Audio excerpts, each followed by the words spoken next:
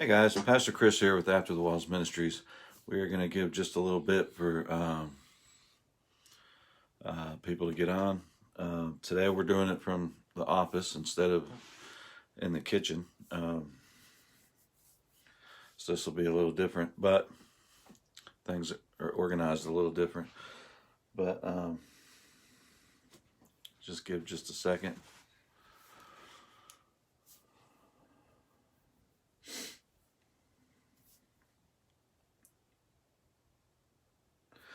And while we're waiting, I was thinking today about judgment, and how we judge people.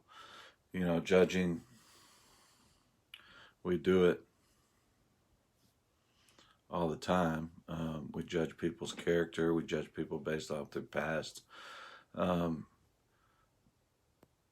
unfortunately, that's a lot of the reason that people don't go to church, is because they feel they're going to be judged, or they feel judged when they get there, and that's kind of the purpose of the ministry is to kind of show them, especially people who have had the past and the lifestyle like I've had.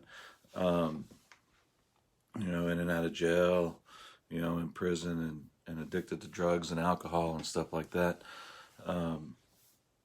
That Jesus does love them, and there are people out there that can relate to them and that can understand where they're at and where they're coming from. And also, the shirt I am wearing, this is a shirt that that we are selling. The proceeds, most of the proceeds go to the ministry. The rest go to making the shirts. But anyway, I'm sorry, that was just a little rant. Let's start off with a word of prayer and then we'll get started. Father God, thank you for just another day. It's a little cold here in Texas, but we kind of need that. Thank you for just your love and your mercy and your saving grace found in your Son. And I just pray for this study that it would be you that speaks and not me. And Lord, that just the people that need to hear this message would hear it, and that you would speak to their hearts and speak to their minds. And we just thank you and we love you. In Jesus' name, amen. Okay, so last week we had talked about how I kind of felt the urge or the desire to change the topic of the subject and talk about Shadrach, Meshach, and Abednego. But we stayed on topic, and we did the topic that was planned. So today we're going to look at Shadrach, Meshach, and Abednego, and that story is going to be found in Daniel, and actually Daniel chapter 3. And just to give you a little backstory, so King Nebuchadnezzar, in the first chapter of Daniel, attacks Judea and kind of takes over Jerusalem, and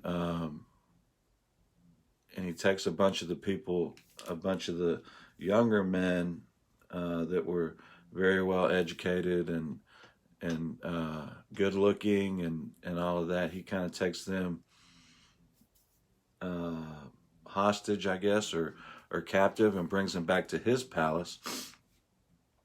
And 4 of those people were Daniel, Shadrach, Meshach, and Abednego, which Shadrach, Meshach, and Abednego, their names were actually Hananiah, Mishael, and Azariah, and then Daniel. We get the names because they changed their names, and we'll get to that in a second. But so he had asked the master of the eunuchs to bring to him out of those people the smartest ones, and the most good-looking ones to serve in his palace. So he brought Daniel, Hananiah, and Azariah, ones who were intelligent, quick to learn, and also had no blemishes. So King Nebuchadnezzar had a dream, and it really troubled him, and he wanted his dream interpreted. So he asked his magicians and sorcerers, astrologers and Chaldeans to interpret this dream, but to ensure that they weren't going to lie to him, and tell him what he wanted to hear, he kind of threw a curveball in there, and he said for them to tell him what the dream was. He wasn't going to tell him the dream. He wanted them to tell him what his dream was and then to interpret it for him. So they tell him that, that's impossible. Somebody can't do that. There's no way that they could do that. So Nebuchadnezzar, in his anger, wants all the wise men killed.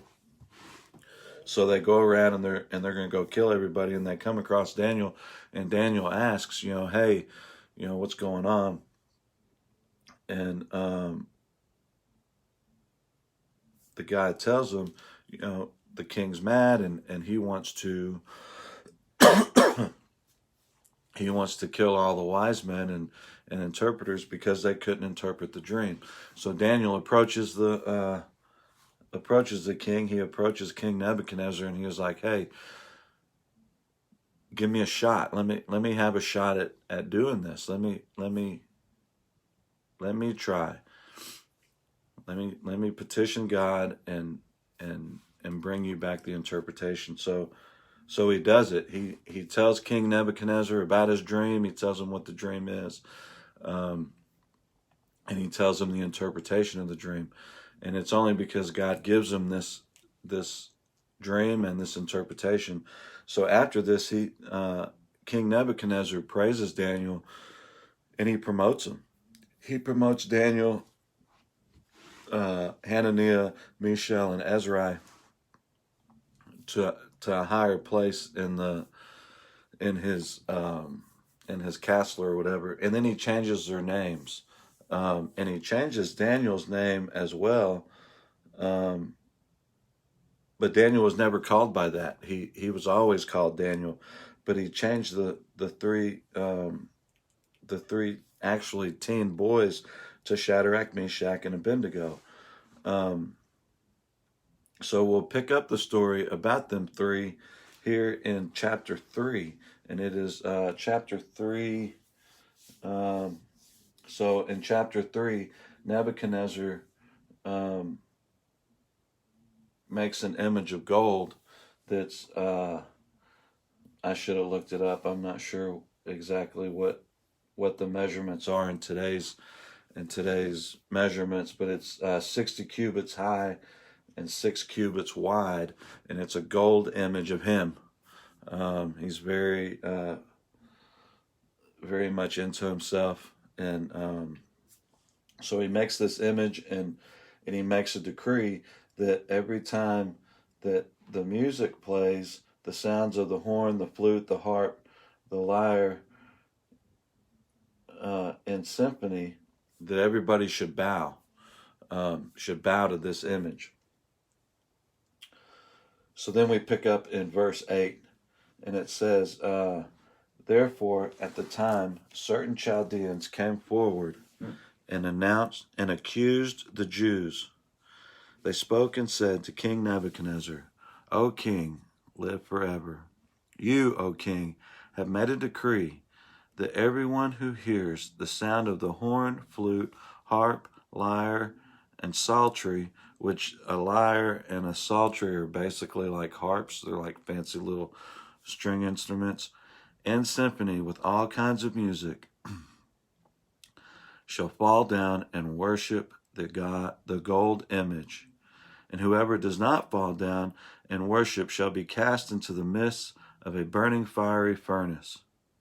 There are certain Jews whom you have set over the affairs of the province of Babylon, Shadrach, Meshach, and Abednego. These men, O king, have not paid due regard to you. They do not serve your gods or worship the gold image which you have set up. Then Nebuchadnezzar, in rage and fury, gave the command to bring Shadrach, Meshach, and Abednego. So they brought these men before the king. Nebuchadnezzar spoke, saying to them, Is it true, Shadrach, Meshach, and Abednego, that you do not serve my gods or worship the gold images which I have set up? Now, if you are ready, at the time you hear the sound of the horn, flute, harp, lyre, and psaltery, in symphony with all kinds of music, and you fall down and worship the image which I have made, good. But if you do not worship, you shall be cast immediately into the midst of the burning fiery furnace. And who is the God who will deliver you from my hands? Wow, that's pretty deep. Who is the God? And it's in lowercase g, so he's questioning, he thinks nobody can save him. Shadrach, Meshach, and Abednego answered and said to the king, O Nebuchadnezzar, we have no need to answer you in this matter. If that is the case, our God, whom we serve, is able to deliver us from the burning fiery furnace, and he will deliver us from your hand, O king. But if not, let it be known to you, O king, that we do not serve your gods, nor will we worship the gold image which you have set up. Then Nebuchadnezzar was full of fury, and the expression on his face changed toward Shadrach, Meshach, and Abednego. He spoke and commanded they heat the furnace 7 times more than it was usually heated. And he commanded certain mighty men of valor who were in his army to bind Shadrach, Meshach, and Abednego and cast them into the burning fiery furnace. Then these men were bound in their coats, their trousers, their turbans, and their other garments, and were cast into the midst of the burning fiery furnace.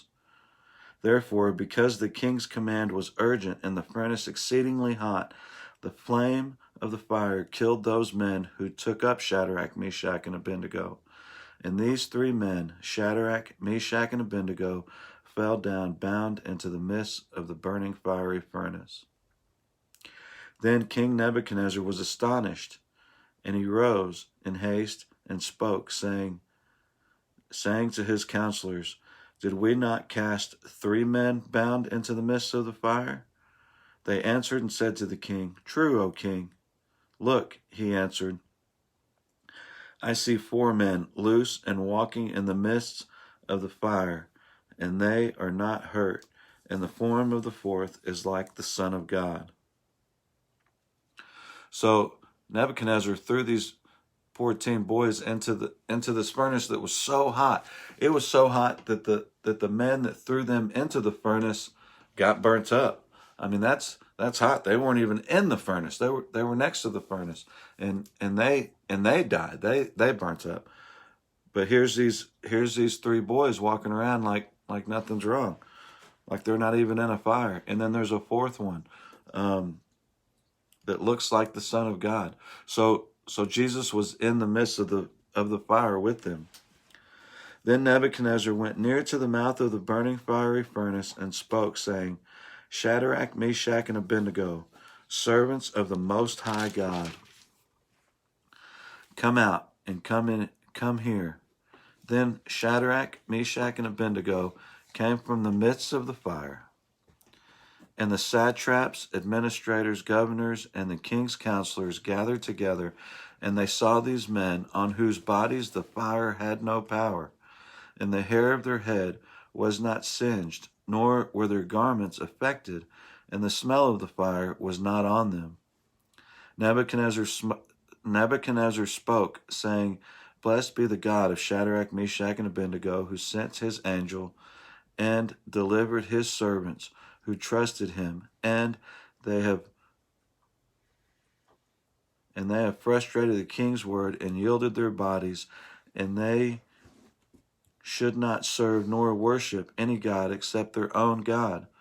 Therefore I make a decree that any people, nation, or language in which speaks anything amiss against the God of Shadrach, Meshach, and Abednego shall be cut in pieces, and their houses shall be made an ash heap, because there is no other God who can deliver like this. Then the king promoted Shadrach, Meshach, and Abednego in the province of Babylon. So here you have this one. These are the only verses we're really going to look at is just these that we read, which are quite a few anyway. So you have Shadrach, Meshach, and Abednego that they had the opportunity, you know. I mean, here they were threatened to be thrown into a furnace and burnt up. They could have very easily just bowed down, you know, not necessarily verbally denounced God, but just kind of went with everybody else and bowed down to this golden image. But they knew that just in doing that, just in physically doing that, that would be a testament and a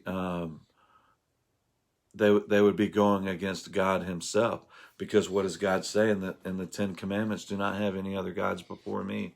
You know, we don't bow to any other gods. Excuse me, my dog's in here with me, and he's up and moving around. But so when I was in prison, there was a song that we sang, and it's called "Trouble in My Way," and it's by Luther Barnes. It's kind of a gospel soul song, but the song talks about Shadrach, Meshach, and Abednego, and it talks about them stepping in the fire.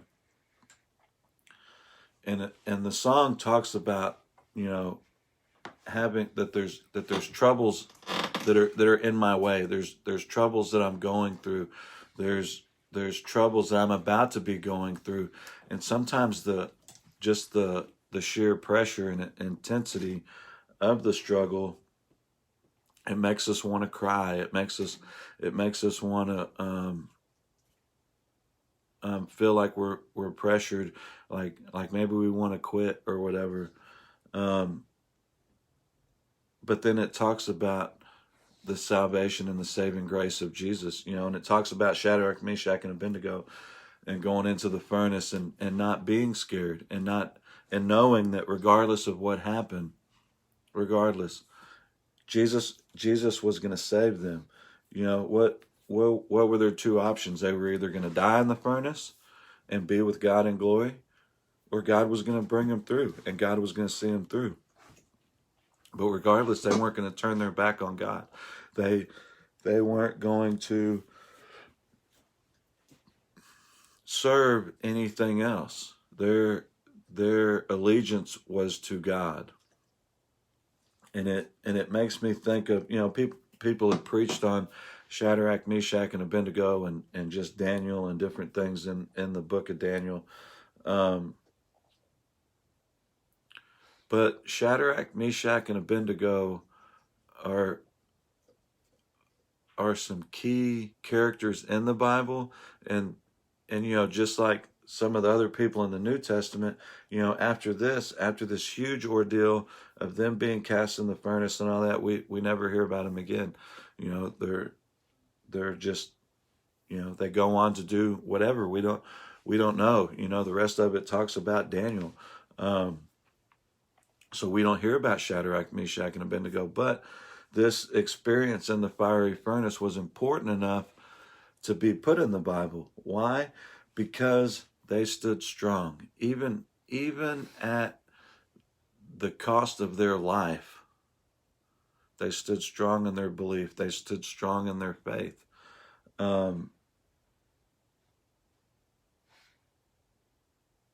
we get so caught up in what other people think and what other people want to do to us, or maybe how they might view us if we say, you know, hey, we're a Christian, or hey, you know, I don't do that anymore. That's not part of me anymore.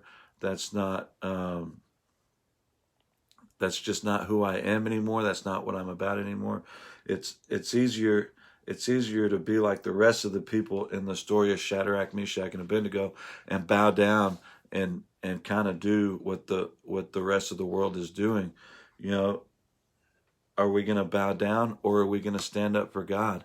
Are we going to stand up for our faith and for our relationship with Jesus? because as followers of Christ, while our salvation in Christ is free, we don't have to pay for that. Jesus paid that on the cross. But after that, the sanctification process does cost us. It cost us a lot because we live in a fallen, sinful world. It cost us relationships. It cost us status. There is a cost, but unfortunately, um, when it comes to that, when it comes to paying that price, we veer from that, and we bow to that image instead of standing for Christ, and instead of standing for our relationship with Jesus. Um, and that affects our testimony. That affects that affects our impact on the world. Um,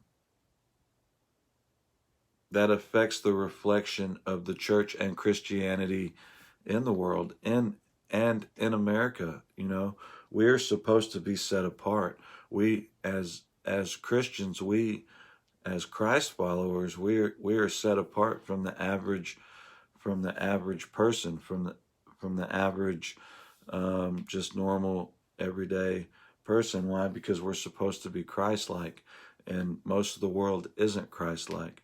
And it's our responsibility as Christians to be that anomaly. Could you imagine being Shadrach, Meshach, or Abednego? You have thousands of people standing there, and they play these fancy instruments, and everybody bows down except you and your two buddies. So now you have this whole area where all these people are bowed down, and then you're just standing there. You're looking around like, hey, I'm not conforming to this. I'm not about that. I am standing up for my God. I am standing, even if it means death. I'm standing up for Jesus. I'm standing up for my relationship with God, and whether it costs me my life, or it costs me my job, or it costs me my friendships, or it costs me my relationships, I'm going to stand up for God. It doesn't matter. So that's just something to think about. And with Shadrach, Meshach, and Abednego, while they were being persecuted for their faith, they didn't bow. And what happened? Jesus met them in the middle of their persecution. Jesus was with them. Jesus wasn't even physically born yet, but he was there. Nebuchadnezzar said, and look, the fourth man appears to be like the Son of Man. This is coming from a guy that doesn't even believe in God. He believes in gods. He's a pagan. He has he believed that he was the ultimate God. But here he says, here's the man walking in the midst of them that appears to be the Son of Man. That's huge. So God will meet us in the middle of our persecutions as long as we stay faithful, and as long as we stay true and faithful to Him. So that's something to think about, as we go through our daily lives, and we have the opportunity, whether it's at work or HEB or wherever, to conform to the world, and kind of we might not think of it as a big deal, but sometimes we have a tendency to denounce God, and kind of go with the flow, and kind of go and be like the world, because it's easier, and it's safer, and it won't ruin our reputation, and it won't, whatever the case might be. When in the bigger picture, we're kind of like Shadrach, Meshach, and Abednego. Are we going to stand for God, or are we going to bow to the world? Are we going to bow to whatever it is that everybody else is doing, because we are supposed to be set apart. Um, so that's just something to consider and think about as we go through our daily lives. And I know that's something that, you know, I think about, and sometimes we do it, and it's not even a conscious decision. It's just something that we do, and with that comes with just the time we spend in God's word, and the time we spend in prayer, and the time we spend strengthening our relationship and our walk with God, um, and our relationship with Jesus. Because the more of God and the more of Jesus we put in, the more is reflected out.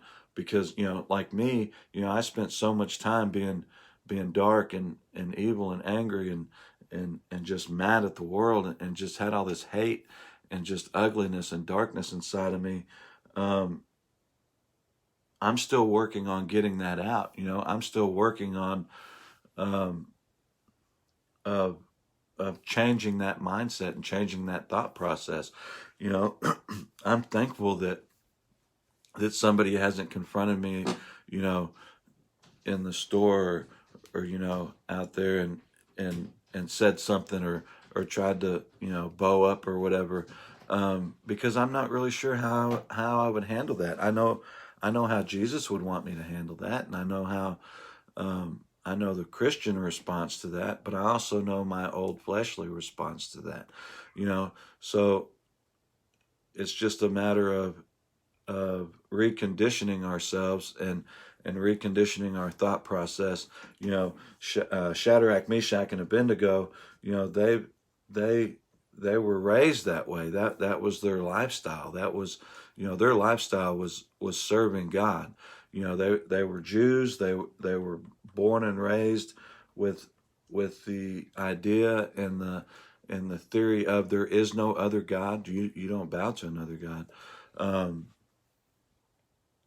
To where we're kind of at a disadvantage. So we have to learn. We have to spend time in the Word.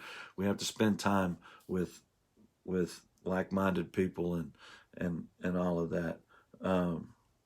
So just a quick little deal before a few quick little things before we get off of here, before we close in prayer. One is, if you don't know Jesus as your personal Savior, if you haven't accepted Him into your life as your personal Savior, I encourage you to. It's not something fancy that you have to do. The thief on the cross, he didn't go stand up in front of a group of people. If you need help with it, reach out to us. We're more than happy to help you, and we encourage you to just seek Jesus in prayer, and man, because He's awesome, and He will change your life. I promise.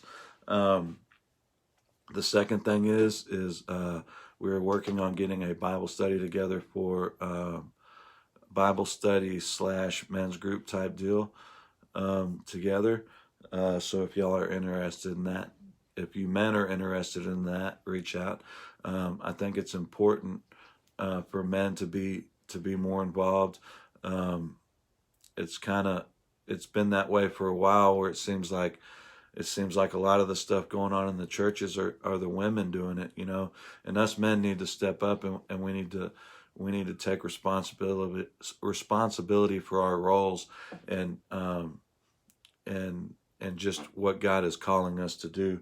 And of course, the third thing is we are a ministry. We do have a Facebook page. These videos are also posted on YouTube. So just keep up with us. Stay connected with us. If you have any kind of prayers or anything like that, let us know.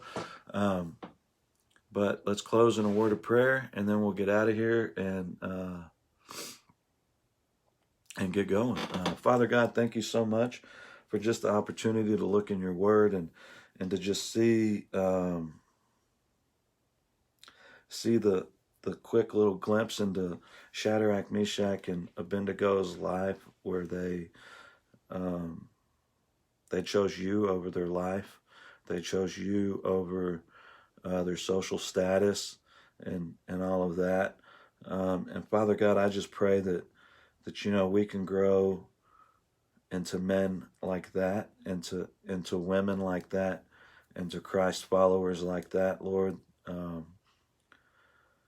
to where it doesn't matter what it is, even if it is our life on the line, that we would not sacrifice you for our own gain. Father God, I just pray for all the people listening to this, Lord, that you would just bless them and just continue working on their hearts and their minds, and just continue to draw them closer to you. And Father God, just for the people that might listen to this down the road, Lord, that you would just touch their hearts and just impress on their hearts the importance of just standing up for you and being bold for you and their relationship with you. And Lord God, for the ones that don't know you as their Savior, Lord, that they would just seek you out and they would just come to know you and just accept you into their lives. We thank you, Father God, for your saving grace and for your Son, Jesus Christ, and just for the sacrifice on the cross. We just ask you to bless this night. Just thank you for everything. In Jesus' name we pray. Amen. Thank you, guys. Hey, we love you and hope you have an amazing night. God bless y'all.